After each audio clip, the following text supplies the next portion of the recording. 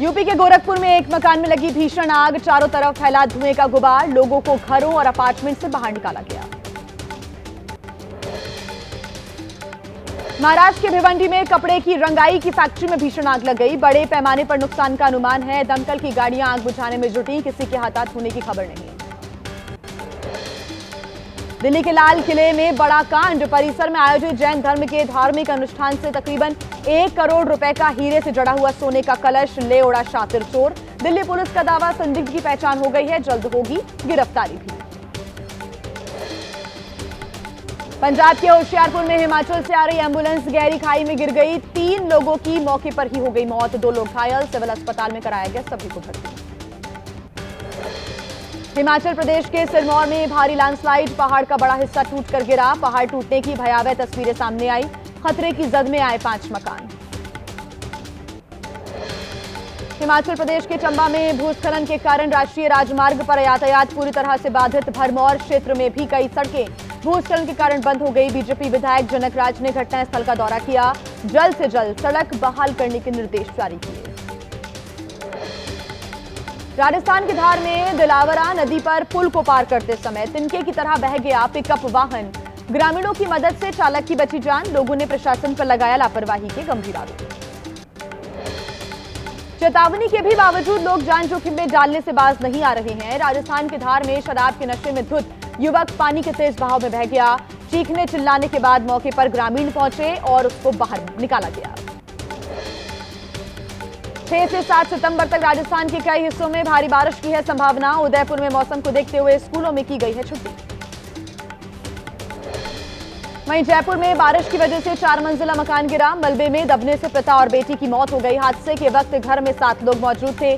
5 लोगों को रेस्क्यू कर बाहर निकाला गया। अस्पताल में सभी को भर्ती करा दिया गया है। राजस्थान के अजमेर में सागर झील से पानी छोड़े जाने के बाद सड़कों पर तालाब जैसा नजारा नजर आ रहा है। महावीर सर्कल से बजरंगगढ़ चौराहे को जोड़ने वाले रास्ते पर आवाजाही बंद हो गई है। सुरक्षा के लिए दोनों तरफ लगाए गए हैं बैरिकेड्स। राजस्थान के टोंक में भारी बारिश के चलते हाल बेहाल हो गया है। बीसलपुर बांध के 8 गेट्स को खोला गया है। बनास नदी में 1,20,000 क्यूसेक पानी छोड़ा गया। 2 दिनों की लगातार बारिश से जनजीवन अस्त व्यस्त हो गया। पंजाब के फाजिल्का में बाढ़ से काफी ज्यादा तबाही देखने को मिली। लोगों को पानी से सुरक्षित निकालने के लिए राहत और बचाव टीम का रेस्क्यू ऑपरेशन जारी है। बाढ़ और बारिश के कारण पूरे पंजाब में अब तक 43 लोगों की मौत हो गई है। 3.5 लाख से अधिक लोग प्रभावित हुए हैं। पंजाब के गुरदासपुर में एनडीआरएफ का बाढ़ प्रभावित इलाकों में रेस्क्यू ऑपरेशन जारी। अब तक 1,500 लोगों को सुरक्षित स्थानों पर पहुंचाया गया। कहीं रस्सी तो कहीं बोट की मदद से रेस्क्यू हुआ। पहाड़ों से मैदानों तक बारिश और बाढ़ का कहर जारी है। 18 से ज्यादा राज्यों में 2 दिन भारी बारिश की है चेतावनी। 6 से 7 सितंबर तक अत्यधिक बारिश की संभावना। उत्तराखंड में भी भारी बारिश और बाढ़ की वजह से भूस्खलन से भारी तबाही हुई है। हिमाचल में 7 सितंबर तक शिक्षण संस्थान बंद रहेंगे। सीएम सुखविंदर सिंह सुक्खू ने बाढ़ग्रस्त इलाकों का हवाई सर्वेक्षण भी किया। हिमाचल से लैंडस्लाइड का डरावना वीडियो सामने आया है। कुल्लू से शिमला को जोड़ने वाली सड़क पर टूटकर पहाड़ का बड़ा हिस्सा गिरा। कोई जनहानि नहीं हुई। जम्मू कश्मीर के मुख्यमंत्री उमर अब्दुल्ला ने अनंतनाग में बाढ़ प्रभावित क्षेत्रों का दौरा किया। अधिकारियों से ली हालातों की जानकारी। उप मुख्यमंत्री सुरिंदर चौधरी भी उनके साथ थे मौजूद।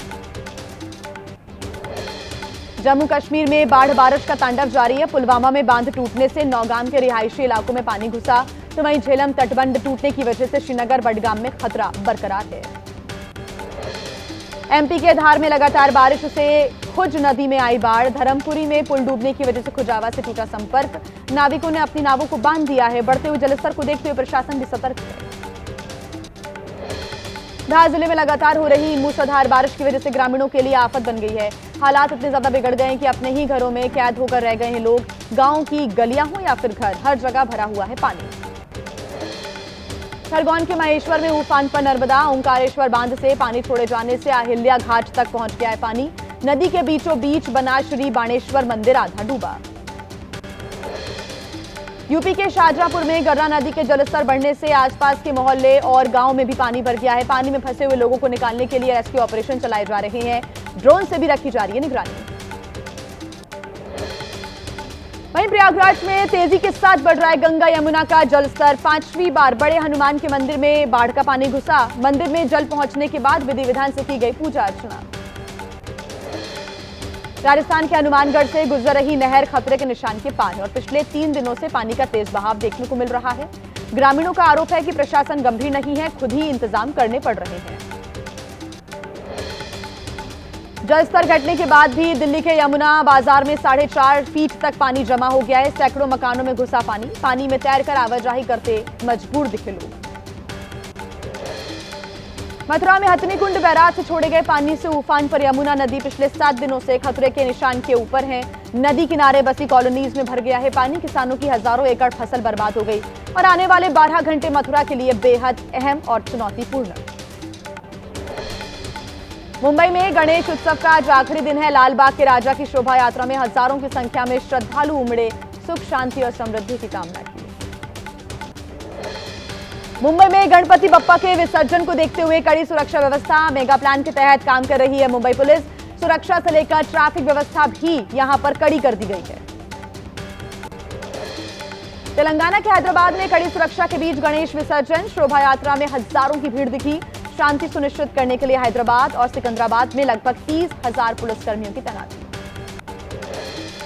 वहीं दिल्ली के हर्ष विहार थाना के प्रताप नगर में डबल मर्डर से सनसनी फैल गई। गोलीबारी में 2 युवकों की मौत हो गई।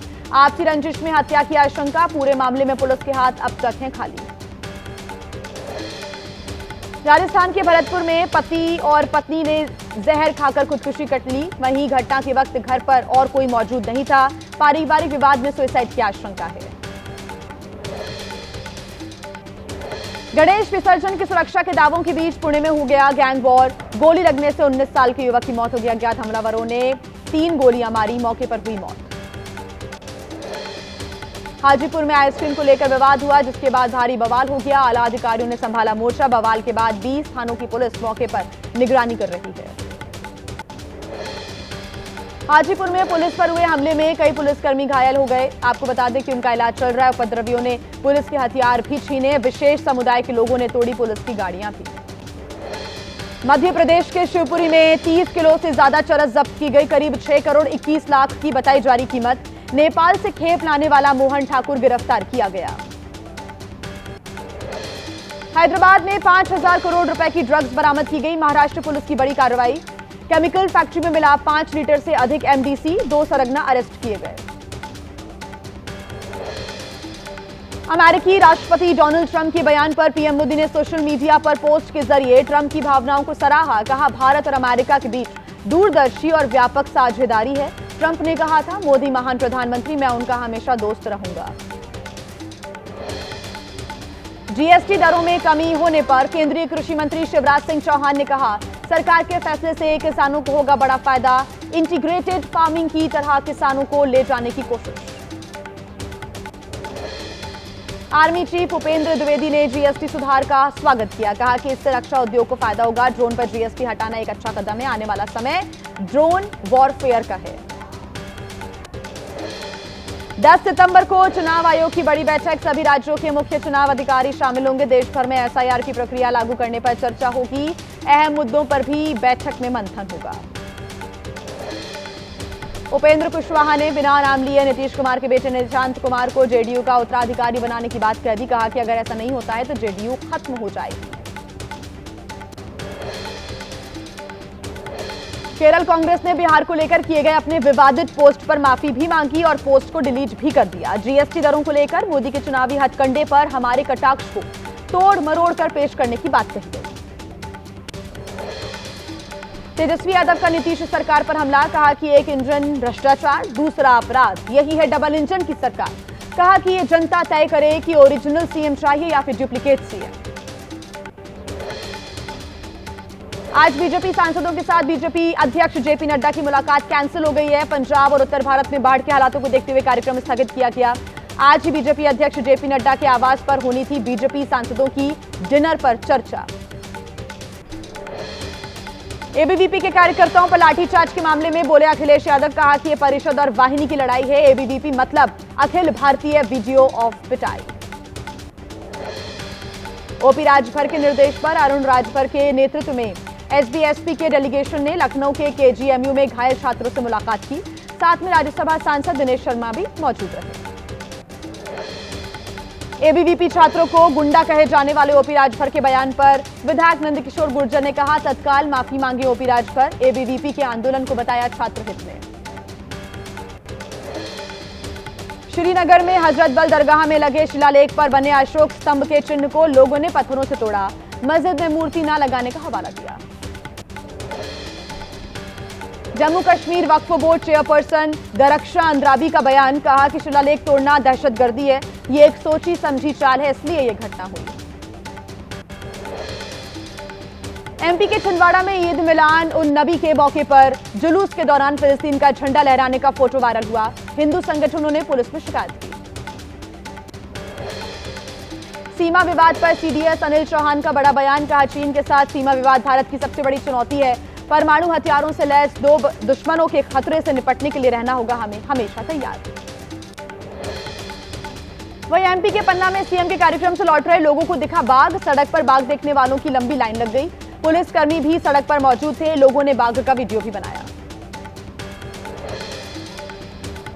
राजस्थान के सवाई माधोपुर में जंगल से निकलकर भालू बाजार में पहुंच गया। दुकानों के शटर और फ्रिज को टटोलता नजर आया भालू। पूरा मामला सीसीटीवी कैमरे में रिकॉर्ड हो गया।